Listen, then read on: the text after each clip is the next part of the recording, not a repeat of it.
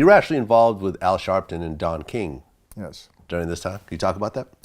Yeah, I had a big undercover operation on me at the time. Obviously, I didn't know it, where an FBI agent, undercover, and an informant that used to work with Muhammad Ali, they were trying to target the boxing industry for illegal gain.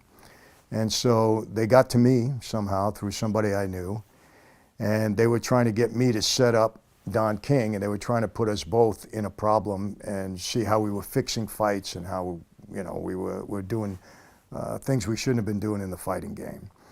And Al Sharpton, who I knew very well at the time, was my liaison between Don King and myself.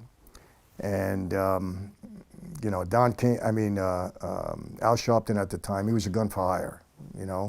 We needed him to do some things with his own people, which he called them at the time. We hired him to do it. We used to pay him. He was valuable in the music business because Norby Walters, the guy I had at that time that was booking all these acts, we'd send Al out to meet with the act that he wanted to book, and Al would bring him to us for a price. That's how we used him. So I know Al very well. Okay. And what happened with Don King? Well, they had an undercover operation on me for about 8 or 9 months. But I was very leery of these guys. I was very careful how I worked with them. And I eventually brought them to Don King. But in the first meeting that I had with King, I said, look, I can only trace these guys back maybe a year.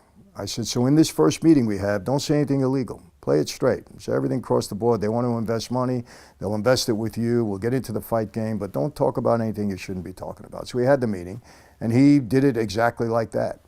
What happened was, and it was a big case, we called it shadow boxing. That was Sports Illustrated wrote it up. It was a whole big thing. What happened was they tried to continue. They were trying to get the money to give to Don. It was going to be a lot of money at the time. And they had, I believe, 81 tape recordings of me. They turned it over to the U.S. attorney at the time, and none of those tape recordings worked to have me indicted. I didn't say anything on them that would hurt myself. So they eventually had to close it down, and it went nowhere.